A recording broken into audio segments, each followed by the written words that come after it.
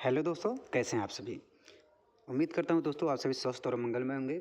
दोस्तों इस वीडियो में बात करने वाले हैं साइंस के टॉप 40 प्रश्न के बारे में, जो कि दोस्तों पूरा एनसीईआरटी पर आधारित होने वाला है।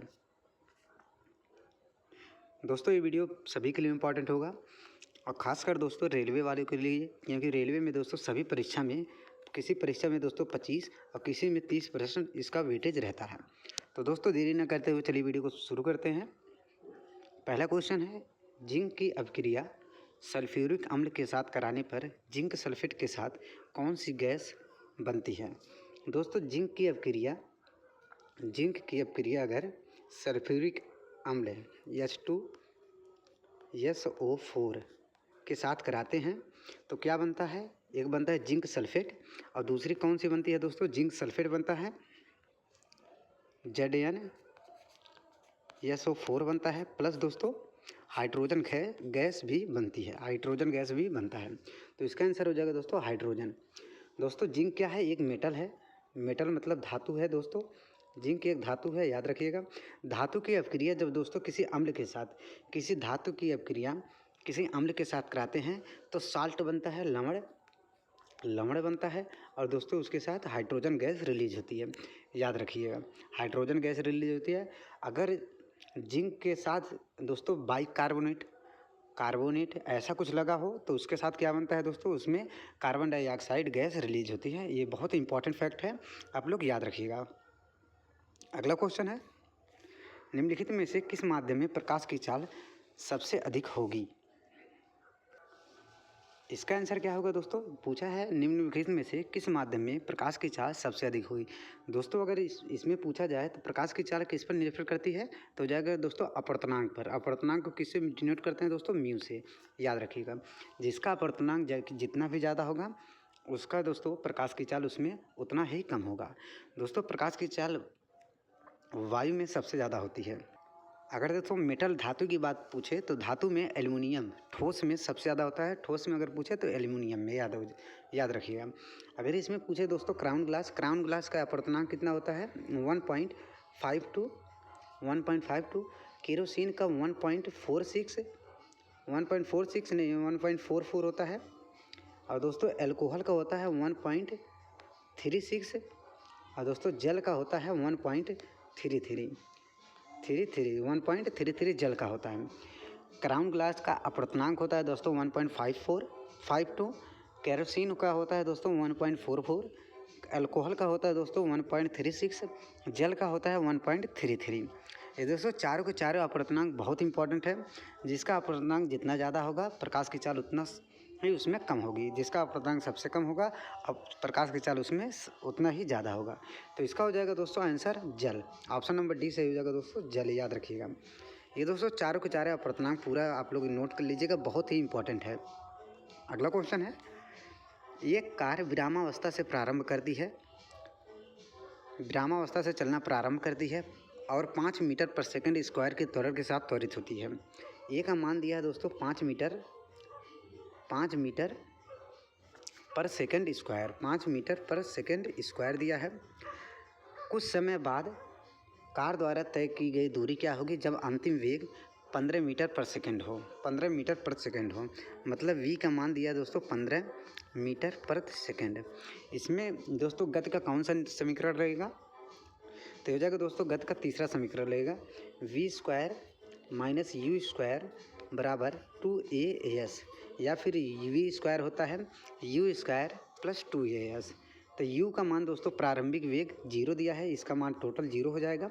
इसमें दोस्तों वैल्यू पुट करेंगे v की जगह पे 15, तो 15 रखेंगे तो हो जाएगा दोस्तों 15 का स्क्वायर होगा 225 बराबर, यहाँ पर होगा 2 गुणे 5 मतलब 10 यस। इस दूरी को यस से डिनोट किया जाएगा दोस्तों।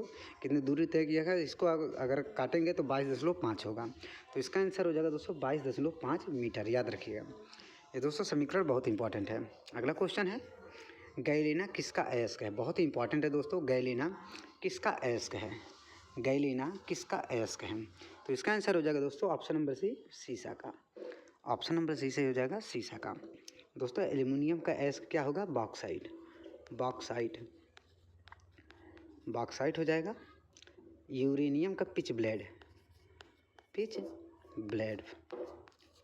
ये सभी याद रखिएगा दोस्तों। पिच ब्लेड किसका है, इसका होता है यूरेनियम का, याद रखिएगा। बॉक्साइट किसका है, इसका है एल्युमिनियम का, ये भी याद रखिएगा दोस्तों। अगर कंटेंट अच्छा लग रहा हो तो वीडियो को लाइक करके चैनल को सब्सक्राइब जरूर कर लीजिएगा। अगला क्वेश्चन है, एक तरंग के लिए आवर्तकाल द्वारा विभाजित तरंग किसके बराबर होता है? एक तरंग के लिए आवर्तकाल द्वारा विभाजित तरंग किसके बराबर होता है? आसान क्वेश्चन है, तो जगह तरंग वेग।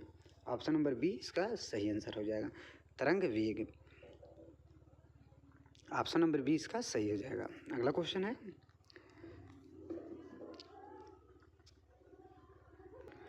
वोल्टेज को स्थिर रखते हुए यदि किसी लैंप को एक श्रृंखला परिपथ में तो जोड़ा जाए, वोल्टेज को स्थिर रखते हुए मतलब V का मान दोस्तों सेम रहेगा, V का मान सेम रहेगा सभी में, V का मान सेम रहेगा। यदि अधिक लैंप को एक श्रृंखला परिपथ में रखा जाए तो परिपथ के समग्र धारा पर क्या प्रभाव पड़ेगा? तो V बराबर होता है दोस्तों IR, V बराबर IR। अगर दोस्तों V को सेम रखा जाएगा और दोस्तों प्रतिरोध अगर बढ़ता रहेगा तो धारा पर क्या प्रभाव पड़ेगा? धारा पर प्रभाव पड़ेगा दोस्तों, ये धारा घटता रहेगा।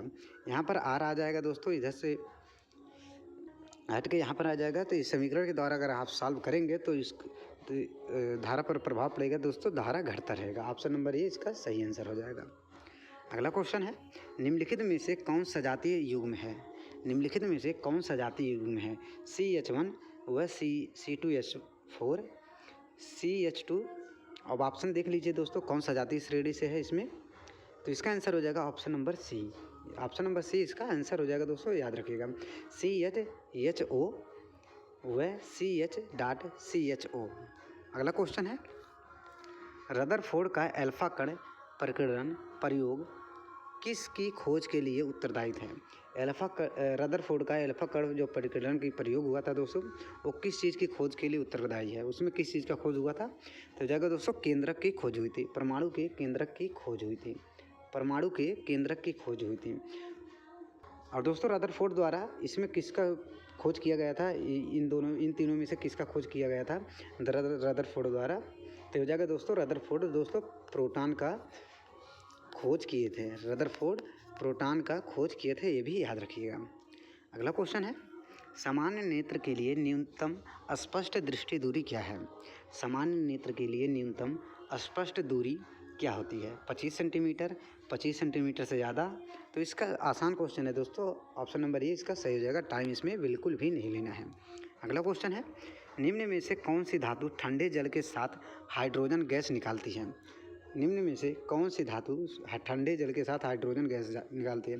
मतलब दोस्तों ये रिएक्शन से पूछा है, सबसे ज़्यादा रिएक्शन किसके साथ होता है, रिएक्टिव धातु कौन सी है? तो हो जाएगा दोस्तों इसमें पोटेशियम, इसमें जो दिया है दोस्तों पोटेशियम।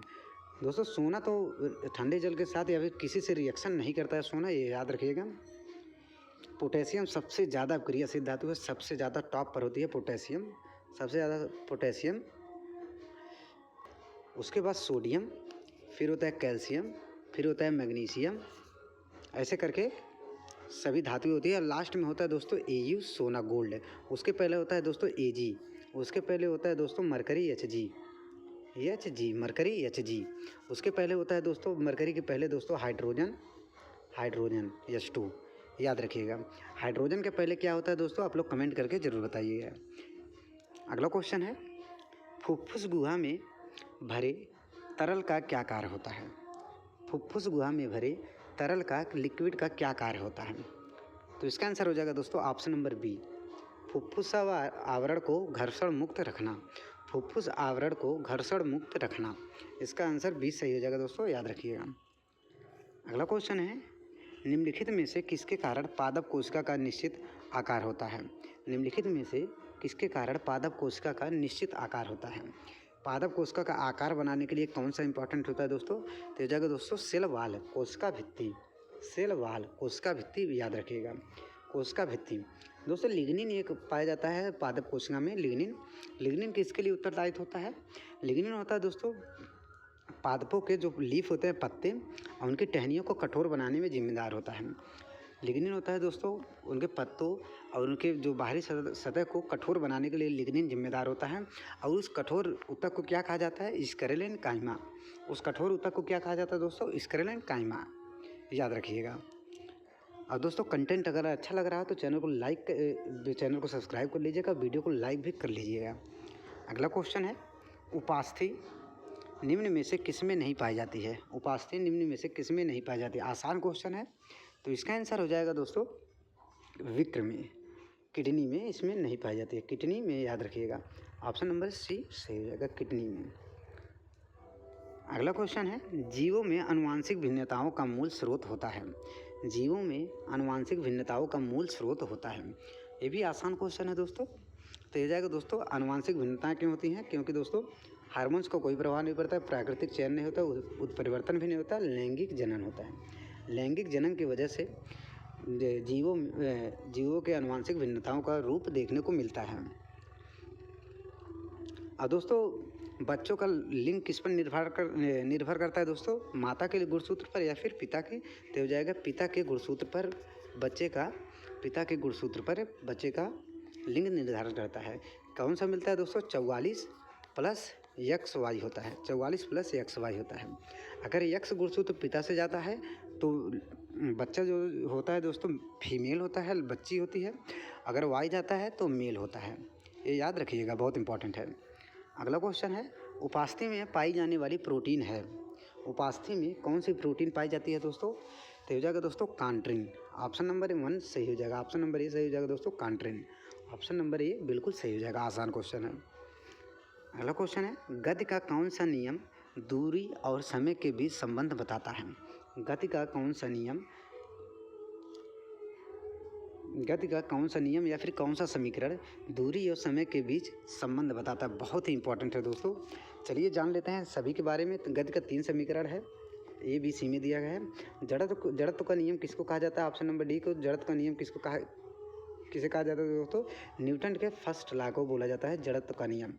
न्यूटन के फर्स्ट लॉ को, पहले नियम को बोला जाता है जड़त्व का नियम, याद रखिएगा। इसमें पूछा दोस्तों गति का कौन सा नियम दूरी और समय के बीच संबंध बताता है? तो हो जाएगा दोस्तों गति का दूसरा नियम। ऑप्शन नंबर बी इसका सही हो जाएगा, ऑप्शन नंबर बी इसका सही हो जाएगा, याद रखिएगा। गति का प्रथम नियम का सूत्र क्या है दोस्तों? तो V बराबर U प्लस AT, V बराबर U प्लस AT गति का फर्स्ट नियम है, ये फर्स्ट है दोस्तों। और दूसरा है दोस्तों S बराबर UT plus half AT square है, UT plus half AT square, यह है सेकंड नंबर। और तीसरा है दोस्तों V स्क्वायर बराबर U स्क्वायर प्लस 2AS, ये है दोस्तों तीसरा, ये थर्ड इक्वेशन है, याद रखिएगा। और ये नियम कैसे बनाया जाता है दोस्तों? संबंध दूरी और समय के बीच यस को डिनोट करते हैं, दूरी को डिनोट करते हैं यस से दोस्तों। और आखिरी में जो दिया रहता है, आखिरी में समीकरण के आखिरी में जो टी दिया है समय, दूरी और समय से रिलेशन बताता है दोस्तों। इसमें दोस्तों तीसरा समीकरण अगर पूछेगा तो हो जाएगा दोस्तों चाल और समय के बीच।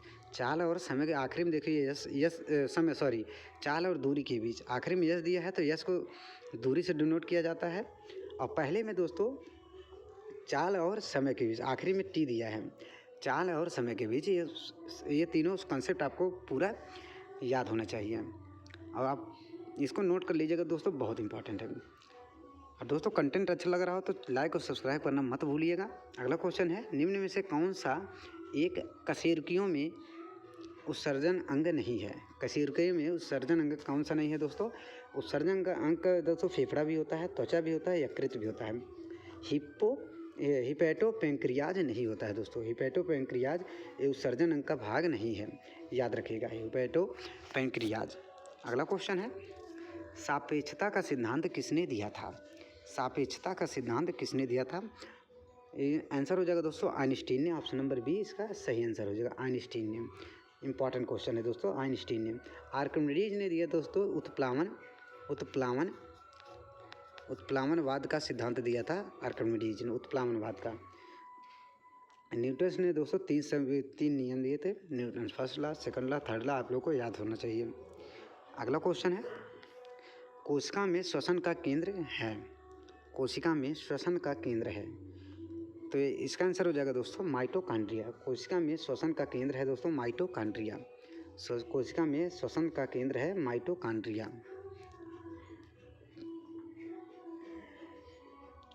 ऑप्शन नंबर सी इसका सही आंसर हो जाएगा माइटोकॉन्ड्रिया। लाइसोसोम को दोस्तों सुसाइडल बैग कहा जाता है। आत्महत्या की थैली बोला जाता है दोस्तों लाइसोसोम को बोला जाता है आत्महत्या की थैली। राइबोसोम को बोला जाता है दोस्तों प्रोटीन का फैक्ट्री याद रखिएगा, प्रोटीन का फैक्ट्री। लाइसोसोम को प्रोटीन का फैक्ट्री, राइबोसोम को प्रोटीन का फैक्ट्री, लाइसोसोम को आत्महत्या की थैली। माइटोकॉन्ड्रिया को एक और नाम से जाना जाता है दोस्तों पावर हाउस ऑफ सेल्स। मतलब दोस्तों कोशिका का पावर हाउस बोला जाता है माइटोकॉन्ड्रिया को। पावर हाउस को बिजली घर के रूप में भी डिनोट किया जाता है, याद रखिएगा। अगला क्वेश्चन है और आज का दोस्तों आखिरी क्वेश्चन है, इलेक्ट्रोलाइटिक शोधन द्वारा किन धातुओं को शुद्ध किया जाता है। बहुत इंपॉर्टेंट क्वेश्चन है दोस्तों। इलेक्ट्रोलाइटिक शोधन द्वारा किन धातुओं को शुद्ध किया जाता है। कॉपर को, टिन को, निकेल को या फिर इन सभी को। तो इसका आंसर हो जाएगा दोस्तों ऑप्शन नंबर डी इन सभी को। इसमें दोस्तों एक और जोड़ लीजिएगा, सिल्वर को भी इसी से शुद्ध किया जाता है। सिल्वर को ये भी याद रखिएगा, सिल्वर को। दोस्तों बस आज के लिए इतना ही। उम्मीद करता हूँ दोस्तों वीडियो पसंद आई हो। वीडियो पसंद आए दोस्तों चैनल को सब्सक्राइब कीजिएगा, वीडियो को लाइक कीजिएगा और दोस्तों के साथ शेयर ज़रूर करिएगा।